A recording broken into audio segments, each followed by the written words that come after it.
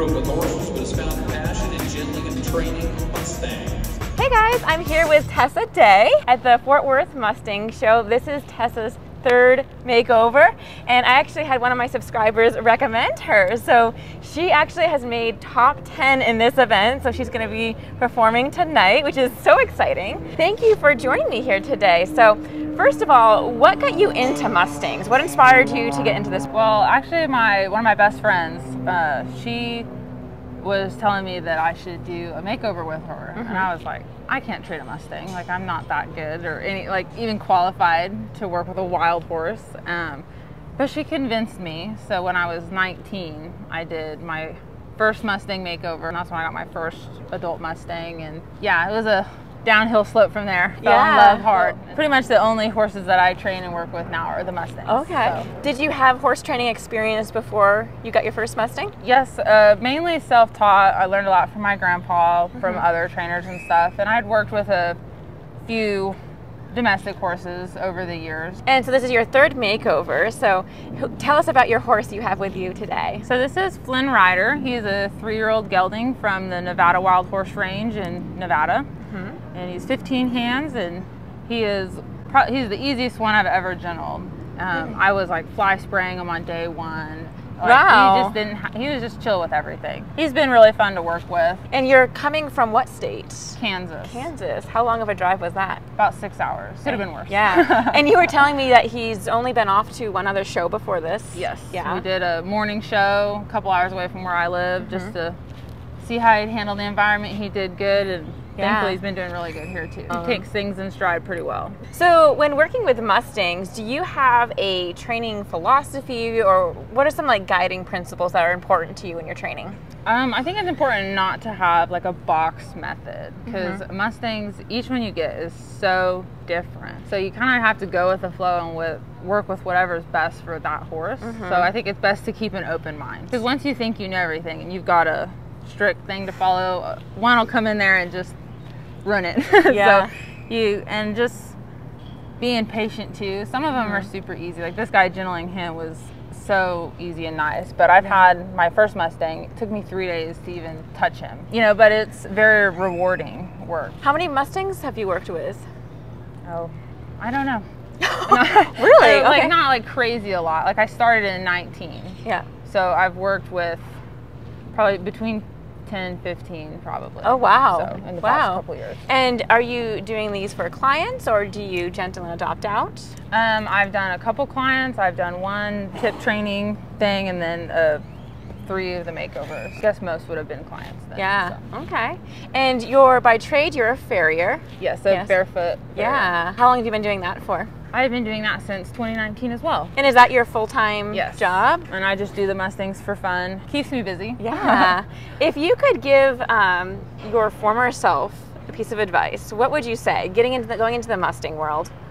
Like if you're going to do anything competition-wise, don't put so much pressure on yourself. Just focus on the horse, not trying to win per se, and just enjoy it. Put the horse first. If you're just doing Mustangs recreationally, just remember that whenever you get them, they were wild. So like you could say a month ago they were wild. We have a tendency to expect so much out of them, to just not be in such a hurry, put too much expectations on them. So.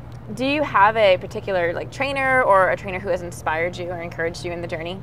Yep, that would be my friend who encouraged me to get into Mustangs to begin with. Her name's Chelsea Stebbins, and she's been great through all of it, helping me with any problems I have, and kind of mentoring. So yeah, that's kind of a common theme. I've interviewed a few other people, and it seems that support system is really important when you're getting into Mustangs. And really, the Mustang community, it is a very, I don't know, it really is its own community of horses. So it's really fun to get into. I found that when my first makeover, I didn't know what I was doing. Everyone's so nice, offering to help, and definitely a plus. Do you have any goals for the future with Mustangs? I'd like to keep doing the makeovers and just keep getting better. This, like I said, was my first time getting top 10, and we weren't really prepared. So maybe next time I'll get top 10 and be prepared. Yeah. But yeah, I just like to keep working with them. Right. Prior to this interview, Tessa had already competed in the 3 different classes at this show: the Mustang Preview class, the Trail class, and the Horsemanship Freestyle. Tessa is leading Flynn Rider, the 3-year-old bay gelding from Nevada Wild Horse Range. She grew up with horses, but has found her passion in gentling and training Mustangs. Once again, here's hip number 5. This is Tessa Daigh and Flynn Rider.